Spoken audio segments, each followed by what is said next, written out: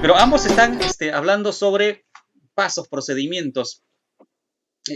¿Cómo es que ustedes trabajan en la escuela? Porque, a ver, por acá veía que nos estaba acompañando también una amiga, Flor. Ella es también docente y está muy vinculada al campo del arte. Estaba también aquí en sala. A ver, bueno, hay varios maestros. Aquí está en este momento John, están por acá Rafael, y ellos son de los campos de matemáticas, de artes, de ciencias. Y como decía Roberto, lo podemos manejar desde cualquier campo, ¿no? El pensamiento crítico no es exclusivo de la historia o de las ciencias sociales. ¿Cómo es que ustedes mueven el pensamiento crítico? ¿Cuáles son los procedimientos del que pueden ustedes mencionar para que los que nos están acompañando eh, entren un poco en la conversación? Bueno, según Benjamin Bloom, cuando él habla sobre las habilidades de pensamiento, él menciona una serie de pasos, ¿no? Que pasan desde el conocimiento, la comprensión, la aplicación, el análisis, la síntesis y la evaluación.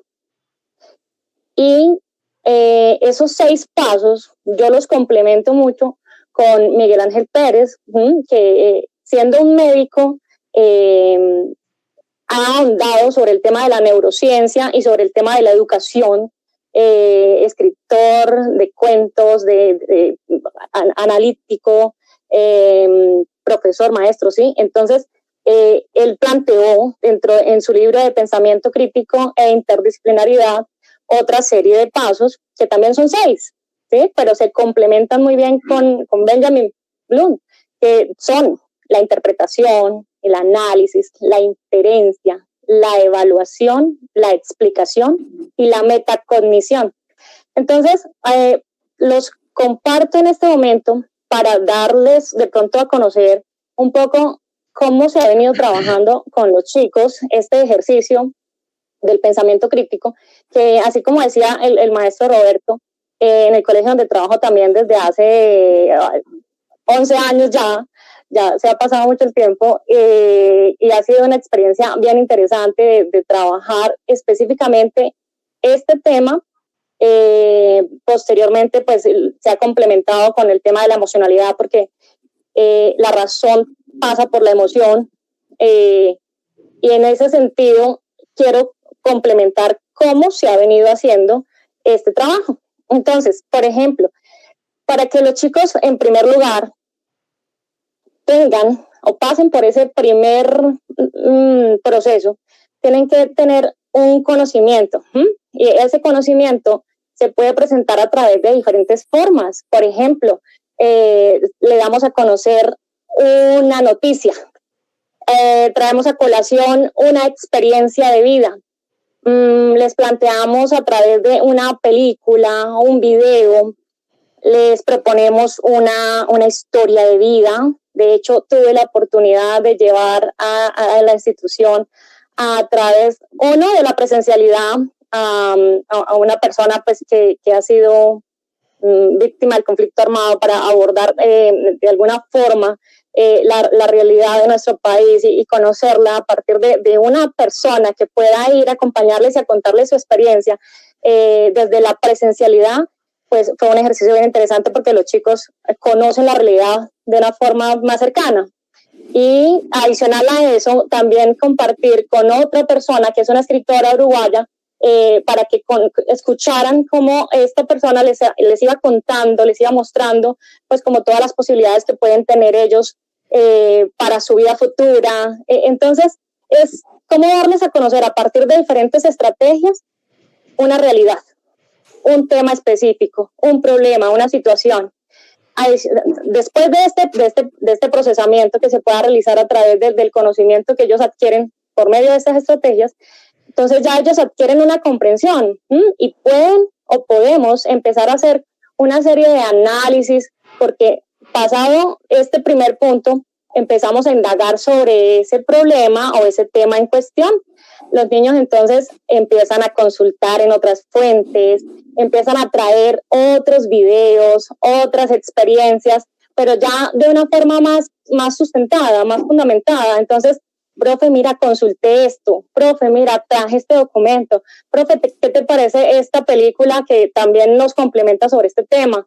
Profe, mira que leí sobre este autor. O sea, ha sido un ejercicio bellísimo, porque adicionalmente me ha permitido conocer a los chicos, sus habilidades, sus capacidades, su curiosidad, sus propuestas, su creatividad. Este espacio como tal es maravilloso porque permite que ellos también aporten a ese conocimiento y se hace una relación más cercana, más horizontal.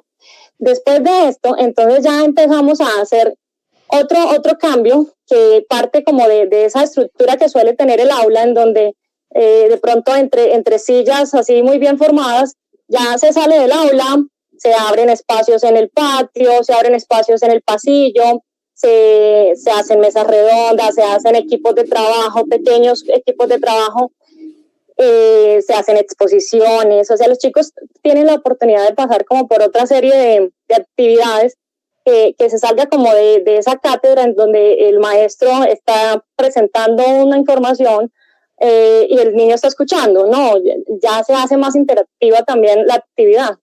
Luego de ello, entonces ellos empiezan a inferir, a deducir esa información que ha pasado de contrastar de unas fuentes, de unas estrategias, de unas otras actividades que se han hecho para poder empezar a balancear toda esa información, a compararla, a deducir qué es lo que realmente está dentro del tema que se está hablando.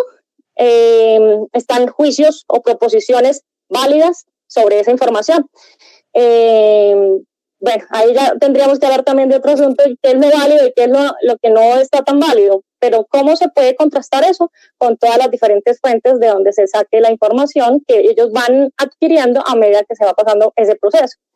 Luego de ello, entonces, ya viene como esa parte de sintetizar, de empezar como a escribir de toda esta información que han conocido una serie de argumentos que se hace o se pasa por la escritura. Entonces, vamos ahora a escribir eso que estamos escuchando, eso que estamos compartiendo, eso que hemos deducido, vamos a escribir. Entonces, los chicos hacen como esa serie de argumentos ya sustentados, pero en una lista, en un listado. Y ya quedan pues plasmados en forma escrita.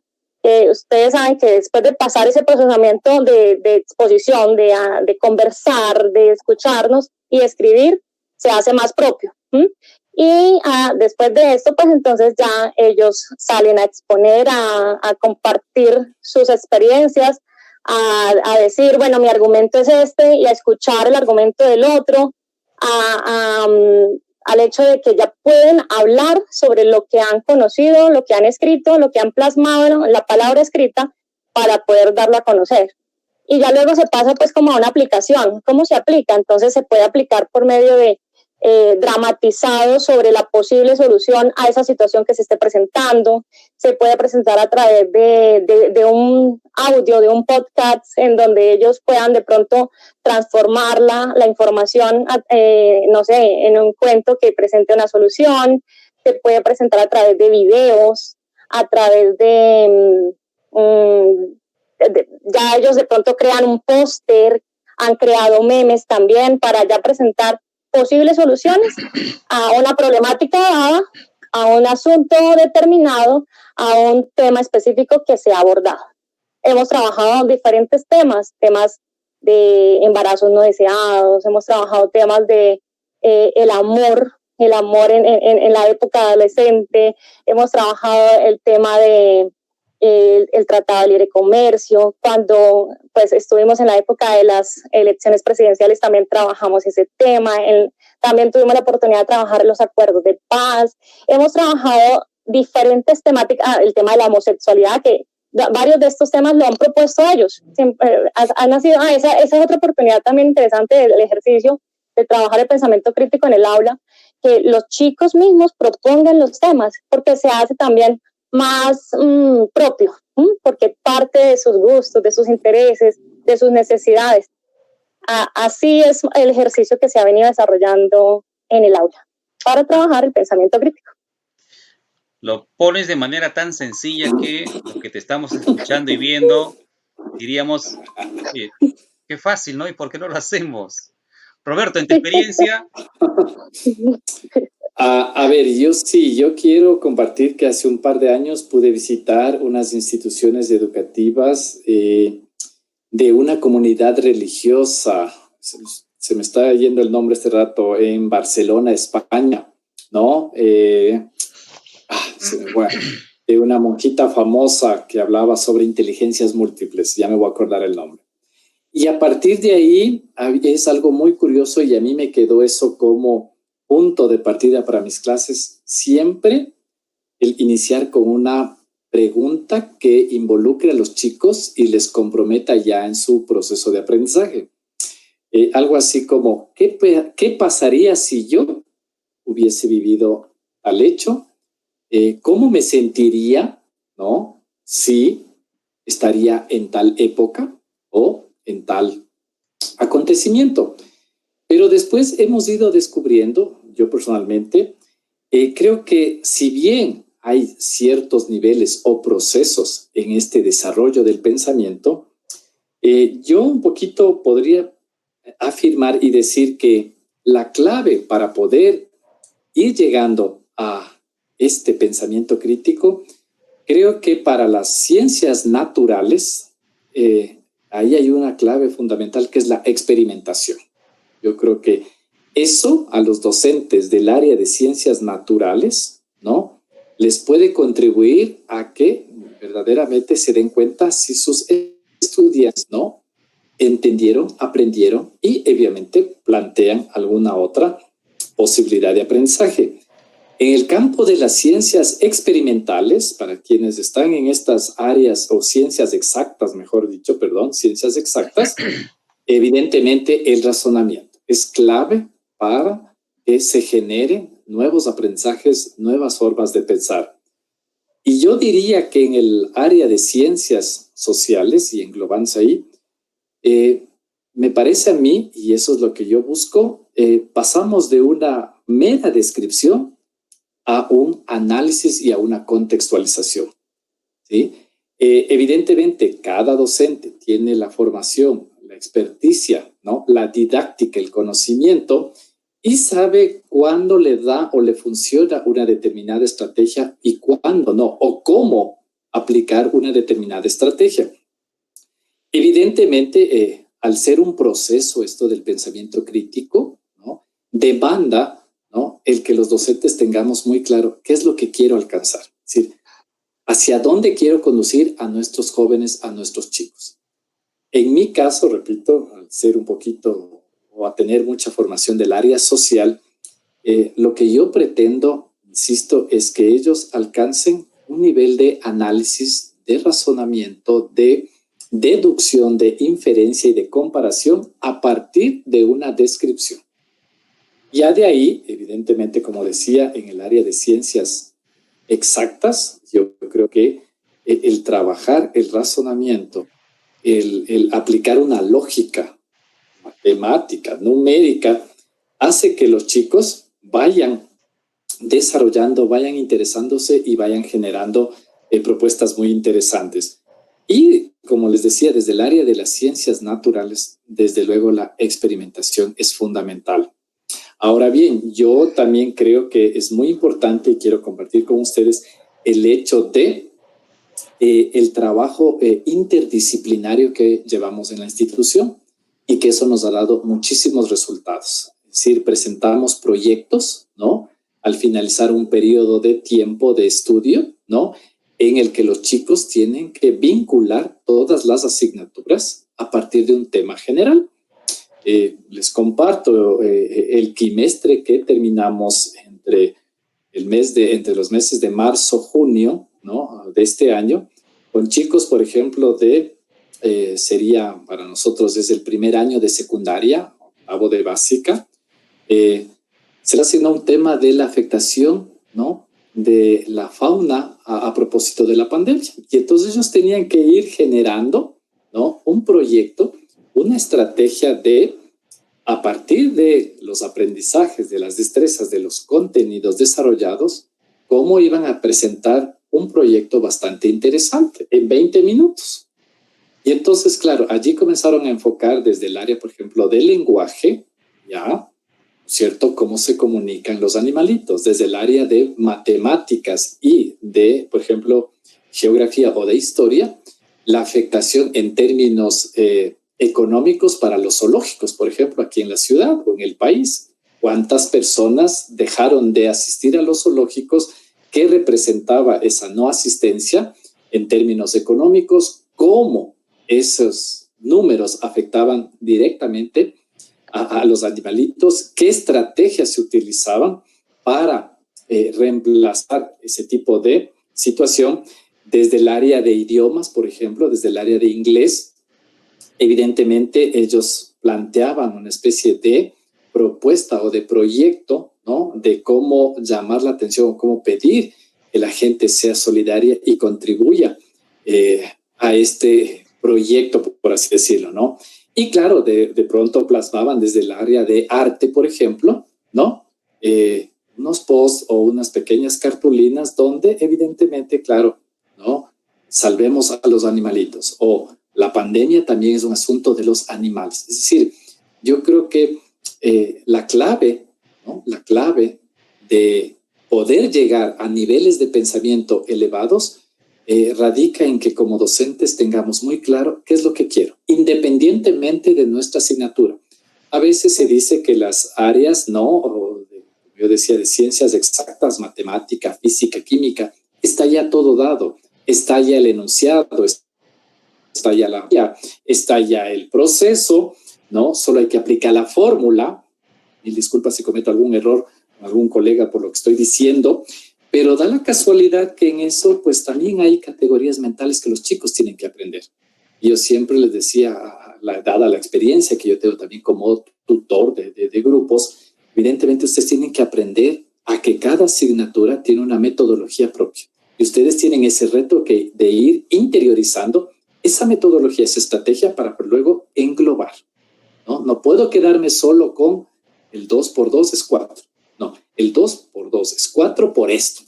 Si yo en algún momento el caso de factoreo se me representa, tengo que entender de otra manera porque seguramente habrá otro procedimiento para la física, porque la ley de Newton dice esto. Es decir, insisto, independientemente de la asignatura, yo creo que la clave, ¿no? Y el deseo mío sería que cada uno de nosotros tengamos un orden. ¿Qué quiero que mis estudiantes, ¿cierto?, aprendan y sean capaces de desarrollar o de desempeñar desde mi asignatura? ¿Sí? El conocimiento está ahí. Ellos lo pueden aprender mucho mejor, con recursos incluso visuales mejor que los que tenemos los docentes, pero hay una parte que es el contacto, y ahora pues obviamente por esta situación la estamos perdiendo un momento los docentes, es la parte social, el hecho de compartir con ellos y ver cómo desde la experiencia van generando aprendizajes o razonamientos, pensamientos, categorías de pensamiento que evidentemente alcancen un nivel. Porque lo que yo siempre digo, a ver, el ir a una escuela, ir a un colegio es como ascender a una montaña. Y desde los primeros niveles yo tengo que tener el equipamiento adecuado para ir subiendo escalón, escalón o llegar a la cima. Y cuando yo llego a la cima es porque hice bien lo que antes tenía que desarrollarse. Y para llegar a la cima necesito una serie de estrategias, una serie de cosas, pero lo más importante cuando ya llego a la cima es ¿para qué llegué? ¿Qué voy a hacer? ¿Qué voy a hacer? ¿En qué me convertí? Y claro, el reto es que una vez que finalicen su bachillerato, sus 12 años o 13 años, ¿no?, de escolaridad, en el caso de nosotros, pues un joven de 17, 18 años se convierte en un verdadero motor de conocimiento, un verdadero gestor de nuevos aprendizajes, ¿no? Que no digo que solo critique, no, sino que cuestione, que juzgue, que analice, que razone, que piense, que discierna incluso de la manera como el docente o el adulto le fue diciendo, pero sobre todo que tenga un norte claro. Esta realidad, o estoy aquí, tiene que permitirme, todo este equipo que yo llevo, tiene que permitirme cambiar la realidad. Si no conseguimos eso, si no alcanzamos o no vamos hacia allá, creo que probablemente podríamos fracasar como docentes porque sencillamente nos estamos convirtiendo en meros acumuladores de conocimiento, de destrezas, ¿no? O de llenando cosas que los chicos evidentemente en algún momento pierden importancia, no tienen ninguna significación, no les suena a nada. Es un poco yo quería, me parece importante compartir con ustedes. Sí, pues, ¿no? Tomando lo que han dicho ambos, va un poco también por la experticia del maestro, pero cuidándose de caer en la burocratización del proceso Sí. y en el empapelamiento, en la documentación excesiva que podría desviar su energía, desviar el trabajo que está haciendo hacia cuestiones más documentarias que prácticas y efectivas con el estudiante, ¿no? Aquí en la conversación nos han puesto varias cosas interesantes.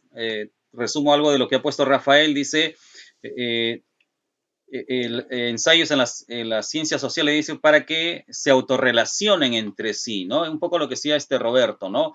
A partir de los proyectos buscar esa vinculación, esa conexión entre las distintas áreas, toda vez que debemos acostumbrarnos a darle una mirada holística a los asuntos, ¿no? Esa cuestión de fragmentación de los eventos a estas alturas de la historia de la humanidad ya han sido superadas, ¿no? No cabe. Luego dice por acá el maestro Hugo Betty dice, todo depende del profesor, dice, despertar el pensamiento crítico de los educandos y dejar en libertad a los alumnos, ¿no? Y esa palabra libertad también es muy, muy rica, muy potente, pero es de mucho temer también, ¿no? El profesor tiene miedo de perder el control del escenario en el que se mueve. Y esto sí me encantó, lo que dice Flor, la maestra Flor Perea dice, los maestros siempre hemos trabajado así, como justo lo escribía cuando estaba hablando Tania, dice, perdón, Zaira, estaba dando un comentario y Flor puso esto, ¿no? Los maestros, dice, siempre hemos trabajado así, claro, no tenía el nombre de pensamiento crítico, pero sí se ha estado buscando y ahora se trabaja con pregunta motivadora, hoy se le llama reto, todo parte de la observación de su vida, de su entorno, de los avances científicos, matemáticos, ¿no? Y por aquí Tania dice lo siguiente, una de las cosas que he observado de algunos maestros es que a veces se asustan de lo que los alumnos piensan o cuestionan, sobre todo en cuanto al abordaje, dice Tania, de imágenes violentas, de temas que son vistos todavía como tabúes. Y claro, Flor aquí redondea la idea, ¿no? Dice, el pensamiento crítico necesita de la emoción de lo logrado, de lo descubierto, de lo concluido. Y es esa satisfacción que ambos decían, ¿no? El hecho de haber encontrado algo por su propio medio. No es que el profesor le dio, no, él encontró la respuesta, su respuesta frente a las tantas que se presentaron, luego de haber seguido un proceso, ¿no? Y aquí un poco la riqueza que nosotros tuvimos en este programa de Librando en Democracia en las Américas con una metodología que es la controversia académica estructurada. Esta